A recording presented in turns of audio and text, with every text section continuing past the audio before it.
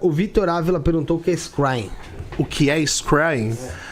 Scrying é uma técnica e também um efeito psicológico, mas Scrying basicamente não tem uma tradução literal para o português.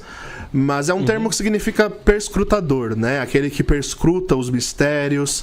Em outras palavras mais populares, seria evidência através de objetos reflexivos. Então, é uma prática onde, usando o famoso espelho negro ou bola de cristal, a gente projeta a nossa consciência para o objeto para diversas finalidades. Então a gente pode obter desde perguntas oraculares, como saber algo referente ao futuro. Nas minhas práticas eu uso a nível oracular muito mais para saber sobre o espiritual da pessoa, se tem demanda, se não tem, rastrear demanda, karmas, entidades que se aproximam da energia da pessoa para beneficiar ela, esse tipo de coisa. Também é a técnica que na magia cerimonial nós usamos para ver os espíritos, para conversar com os anjos, conversar com os demônios. E numa linguagem popular, para trazer o lúdico da coisa, o Scrying é muito visto pela Rainha Má da Branca de Neve, né? A Rainha Má pergunta: espelho, espelho meu, tem alguém mais bela do que eu? E existe uma entidade no espelho que responde ela, né? É mais ou menos isso, de forma lúdica, mas é mais ou menos isso. Ou quando o Dumbledore, no Harry Potter, usa aquele objeto chamado penseira, onde ele deposita o pensamento dele na bacia ali, e aí ele projeta a consciência dele pra bacia e se transporta pro passado. Com a técnica do Scrying, a gente pode ir pro passado, pro futuro, pra outras dimensões e por aí vai. É basicamente a nave espacial do mago. Então não é um processo interno.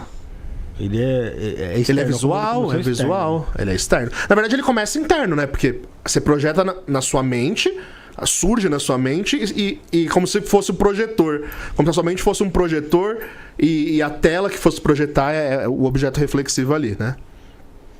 A técnica foi muito popularizada por John Dee, que é o fundador da magia enoquiana, e eu tive o privilégio, e preciso falar disso, tive o privilégio de ir em Londres, aonde está exposta no Museu Britânico a esfera de cristal que supostamente o anjo deu pra ele. E muito foda. Wellington, muito foda. Tem um limite ético no Scrying? Por exemplo, você falou que eu posso, em futuros imagináveis, e eu posso, por exemplo, ver o que você está fazendo quando você estava viajando lá. Dá pra ver. E aí? Tem alguma ética nesse negócio? Se você vai ser um Scryer profissional, você vai pôr limites éticos, claro, né? Eu não vou, por exemplo, na minha consulta de Scrying, até por questão de segurança, porque o Scrying não é uma leitura oracular comum, que você vai ler arquétipos por meio de cartas, pedras ou coisas assim. Você não vai só interpretar algo, você vai literalmente projetar a sua energia, o seu espírito, para um lugar, né? E isso envolve muitos riscos, né? Então, justamente por isso que a gente tem que pôr limites. Por exemplo, quando eu vou fazer consultar um consulente meu no Scrying, eu só vejo coisas dele porque ele me deu autorização. Ele faz uma oração na hora que eu vou fazer a leitura, e aí eu faço toda a perscrutação daquilo que ele me perguntar. Mas aí ele que te permite abrir esse... ele me dá permissão por meio da oração que ele faz. Ah, tá. Sem a permissão, a pessoa tem as proteções dela, tem um monte de coisa que pode barrar a minha visão, entendeu? O meu acesso à energia daquela pessoa. Então... É por isso que é um pouco mais arriscado você sair por aí se projetando à toa. Tem uma galera que sempre zoa, né? Aí, mago, faz um Scrying pra ver o ator não sei quem tomando banho, umas coisas assim, mas... E o perigo que envolve nisso? Eu não tenho tempo nem pra respirar, quem dirá pra ficar usando Scrying pra... Por mais que bata curiosidade, você tem que saber separar, mano. Que curiosidade claro. Que é coisa viável, né? Todo mundo, vamos confessar, todo mundo já usou pra alguma coisinha assim. Sim. Espiar o crush, uma coisinha aqui, outra ali. Mas no atendimento profissional a gente tem uma questão ética, óbvio, né? Uma dúvida que eu tenho sobre essa prática também é com relação a quando você vai fazer essa leitura, esse Scrying em si. Você para pensar se isso, na verdade, às vezes, boa parte das coisas é obra da sua cabeça ou não. Vou dar um exemplo. Eu vou pra conseguir ilustrar. A gente tem muita falsa lembrança. Sim. Falsa memória. Coisa tinha 12 anos, 15 anos, eu fiz isso. Não. Na verdade, você tá juntando uma história de um dia com uma história do outro e tá formando uma só. Isso não pode acontecer também no Scrying? De você acabar junto, por conta de... a gente Mesmo com uma pessoa que vai te procurar que tem 30 anos, poxa, em 30 anos ela viu coisa pra caramba.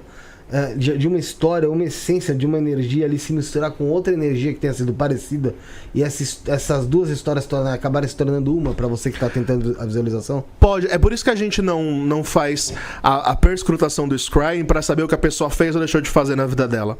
Porque isso pega, né? A pessoa pode ter uma visão de uma coisa. Por exemplo, o que costuma... Antes eu atendia esse tipo de situação. Hoje já não. Porque sempre pode gerar alguns desconfortos. Então eu prefiro que a pessoa trate esse tipo de coisa com um psicólogo, né? Que é quem vai poder orientar melhor. Mas direto chegam consulentes falando: Mago, visita a minha infância pra ver se tem algum trauma. Aí você visita, você vê algum trauma, você consegue perscrutar. É claro que vai vir de forma simbólica, não é literalmente o que a pessoa viveu. É de acordo com os símbolos da sua própria imagem, da sua própria mente, perdão. E aí você consegue ter visões simbólicas que vão trazendo o significado daquilo. E aí você fala pra pessoa e a pessoa fala: mas eu não lembro. Aí você fala: então, por isso que não adianta eu fazer esse tipo de leitura. Porque se você não lembra, eu tô te trazendo uma informação que pra você é nova, é um psicólogo que vai te ajudar a resgatar tudo isso. Ou talvez uma hipnoterapia, quem sabe. Mas hoje eu já não atendo mais esse tipo de coisa. Hoje eu foco muito no espiritual, no meu atendimento de scrying. Pra ver karmas da pessoa, pra ver os chakras, a energia dos chakras da pessoa. E é bizarro como bate. Por exemplo, se a pessoa tem alguma enfermidade, geralmente aparece no chakra dela. Já aconteceu o caso que eu lembro, eu não costumo lembrar muito, mas aconteceu o caso que não saiu da memória, de eu atender um cara que ele tinha falta de vitamina B no corpo dele. E aí, durante a visão, apareceu algo simbólico que me revelou isso. Pô, eu tenho. E aí eu falei pra ele e sem assim, eu falei: olha, eu vi um negócio mais ou menos assim, uma falta disso no seu corpo e tal. Aí ele: Mago, pelo amor de Deus, isso é informação demais, né? Ele falou. Porque de fato dá pra ver esse tipo de coisa. Não é sempre, mas geralmente dá.